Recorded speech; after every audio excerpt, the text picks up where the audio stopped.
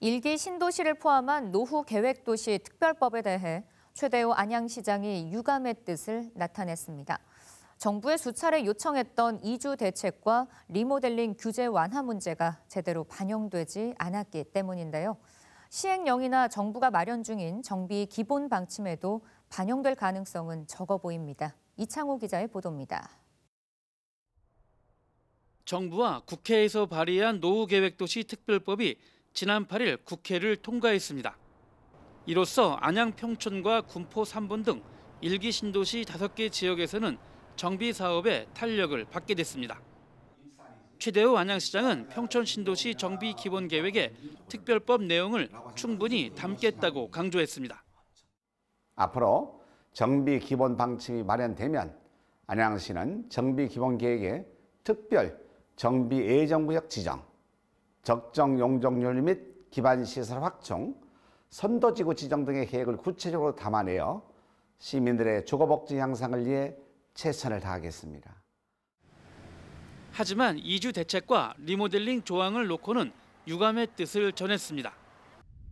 이주 대책은 정부의 방침에 따라 시장이 수립하도록 했습니다. 그동안 안양을 비롯한 일기 신도시 5개 자치단체장들은 정부가 이주 대책을 마련해야 한다고 요구해왔지만 정부가 받아들이지 않은 겁니다. 최 시장은 가용 토지가 없는 안양시로서는 이주 대책 마련이 어렵다며 정부가 광역 단위별 이주 대책을 세워야 한다고 강조했습니다. 안양시 같은 경우에는 가용 토지가 전무합니다. 이 평촌 신도시만 해도 4만 세대가 넘는데요. 가용 토지 전무한 지자체에 맡길 게 아니고 정부 차원에서 광역 단위로 해결할 숙제임에도 불구하고 그 점은 빠뜨렸다는 점에서 굉장히 아쉽게 생각하고 있습니다. 예상됐던 대로 노후계획도시 특별법은 재건축에 치중됐습니다. 전체 조항 중 리모델링과 관련된 조항은 달랑 하나에 그치고 있어서 리모델링 홀대법이란 지적을 피할 수 없게 됐습니다. 노후계획도시 특별법의 리모델링 관련 조항은 제27조에만 담겨 있습니다.